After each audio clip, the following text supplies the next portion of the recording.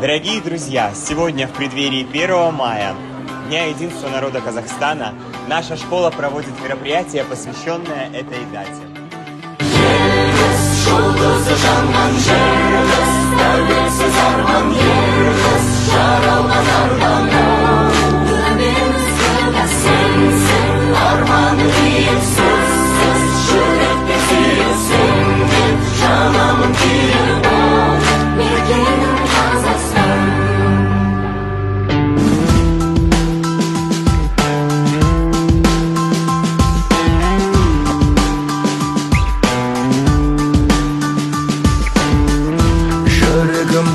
Дала, жұмағым сұлу қала, атамекен дара.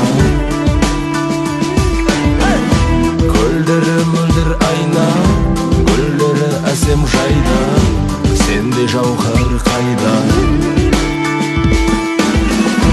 Төлегіміз оқу, қазағымның оқу, бір топтан қанымыз.